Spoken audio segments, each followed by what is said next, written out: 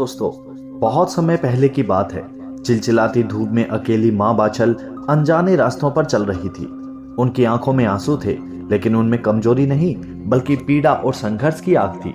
जिन महलों में कभी उसने सुख देखा था, आज वहीं से उसे निकाल दिया गया था।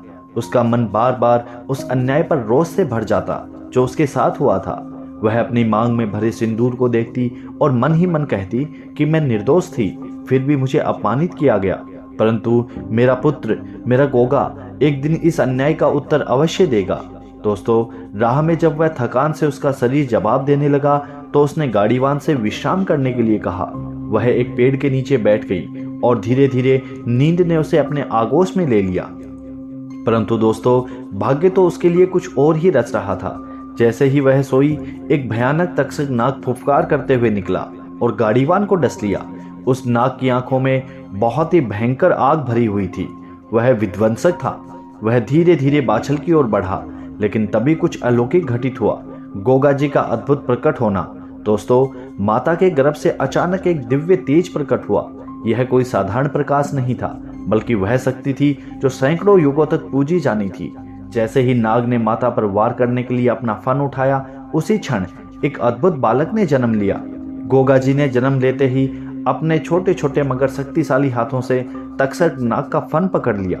नाग छटपटाने लगा, लेकिन वह इस शक्ति से भाग नहीं सका। गोगा जी की आंखों में आग थी और आवाज में गर्जना, और शक्ति में दिव्य तत्व भरे हुए थे। उन्होंने नाग को आदेश दिया कि जाओ, पहले उस गाड़ीवान का विष निकालो और फिर पाताल लोक लौट जाओ। तक्षक नाग ने कांपते हुए उनकी आज्ञा का पालन किया और भयभीत होकर के हमेशा के लिए वहां से चला गया। दोस्तों, यह क्षण केवल एक माँ की विजय का नहीं था, यह थी न्याय की जीत, धर्म अधर्म पर धर्म की विजय, माँ के सतीत्व की परीक्षा और न्याय की पुकार। लेकिन यह अंत नहीं था दोस्तों।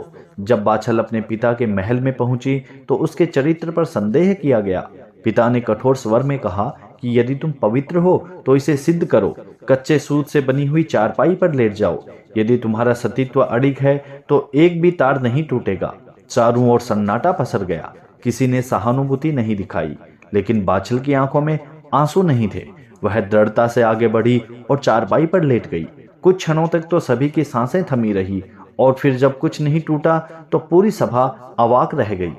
अब पिता ने पत्र लिखकर के ससुराल भिजवाया। बाछल निर्दोष है, इसे सम्मान के सहित ले जाओ। लेकिन नियति को तो अभी और परीक्षा लेनी थी दोस्तों। गोगा जी पर आए संकट और उसके असाधारण चमत्कार। जब बाछल अपने पति के महल में वापस लौटी तो उसकी सौत ने उसके बेटे गोगा को अपना दुश्मन मान लिया।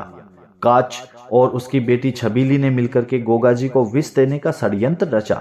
एक दिन छबीली मुस्कुराते हुए गोगा जी के पास आई और बोली कि मेरा बनाया हुआ दूध पी लो, यह बहुत ही स्वादिष्ट है। गोगा जी ने दूध पी लिया और फिर मुस्कुराते हुए बोले कि वास्तव में ये तो बहुत ही अच्छा है। और यह सुनकर के छबीली स्तब्ध रह गई। उसके हाथ पांव ठंडे पड़ गए। उसने घबरा करके माँ काच को यह बात बताई। काच यह मानने को तैयार नहीं थी कि कोई विष पी करके जीवित कैसे रह सकता है। लेकिन गोगा जी केवल साधारण बालक नहीं थे, वे ईश्वरीय वरदान थे। लेकिन काच और उसके पुत्रों को यह सहन नहीं था। उन्होंने छल से गोगा जी को तालाब में धकेल दिया। लेकिन यह क्या, तालाब के तल में तक्षक नाग तपस्या कर रहा था। गोगा जी ने उसकी तपस्या भंग कर दी। क्रोधित तक्षक ने हमला करना चाहा, लेकिन तभी गुरु गोरखनाथ प्रकट हो गए। उन्होंने तक्षक को चेतावनी दी, जिसे तू मारना चाहता है वह तेरा भी स्वामी है। अब तक्षक ने अपनी भूल समझी और गोगा जी के आगे नतमस्तक हो गया। गोगा जी वापस लौटे और अपने भाई अर्जुन और सज्जन को धूल चटा दी। राज्य का बंटवारा और गोगा जी की महानता। दोस्तों, जब पिता के समक्ष यह सारी घटनाएं पहुंची तो उन्होंने बंटवारा कर दिया। गोगा जी को आधा राज्य दे दिया गया, लेकिन उन्होंने इसे कभी अपने घमंड का विषय नहीं बनाया। वे न्यायप्रिय, धर्मपरायण और शक्ति के प्रतीक बन गए। उनकी वीरता और सिद्धियां इतनी महान थी कि खुद देवराज इंद्र भी उनका लोहा मान गए। एक दिन वे खेल ही खेल में अपने घोड़े नीला पर सवार होकर के स्वर्ग लोक पहुंच गए। देवराज इंद्र ने उन्हें रोकने की बहुत कोशिश की, लेकिन गोगा जी पर कोई अस्त्र काम नहीं कर पाया। गुरु गोरखनाथ ने दोनों को समझाया और इंद्र ने उन्हें सम्मान के साथ वापस लौटा दिया। अमृतत्व की ओर गमन। दोस्तों, समय बीतता गया, लेकिन गोगा जी के चमत्कारों की गूंज हर ओर फैल गई। वे न केवल युद्धों में अपराजय थे, बल्कि सर्पों के भी देवता बने। उनके पास नागों को वश में करने की अपूर्व शक्ति थी। यही कारण है कि आज भी वे जाहिर वीर गोगा जी के नाम से पूजे जाते हैं। उनकी वीरता, त्याग और प्रेम भक्ति प्रियता उन्हें अमर बना देती है।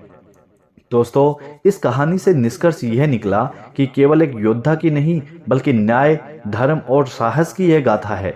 यह एक माँ की पीड़ा, एक बालक की अद्भुत शक्ति और एक योद्धा की महानता का संगम है। गोगा जी का केवल इतिहास ही नहीं, वे आस्था और शक्ति का जीवंत प्रतीक भी हैं। क्या कोई वीर उनके समान हो सकता है? शायद ही नहीं, क्योंकि वे अद्वितीय थे और सदा रहेंगे। ददरेवा का महल, जहां वीरता और सम्मान की परंपरा सदियों से चली आ रही थी, उसी महल में आज अशांति का वातावरण था। बाछल के सम्मान पर उठे झूठे आरोपों ने पूरे परिवार को झकझोर कर दिया था। जब छबीली ने माता बाछल पर कलंक लगाने वाले शब्द बोले, तो अमरपाल सिंह चौहान का हृदय क्रोध से जल उठा था। दोस्तों, मेरी आज की ये वीडियो कैसी लगी? कमेंट्स के जरिए आप अपनी राय जरूर रखना और कमेंट्स में जय हो गोगा जी महाराज की जरूर लिखना। आशा करता हूँ कहानी पसंद आई होगी। मिलता हूँ फिर एक नई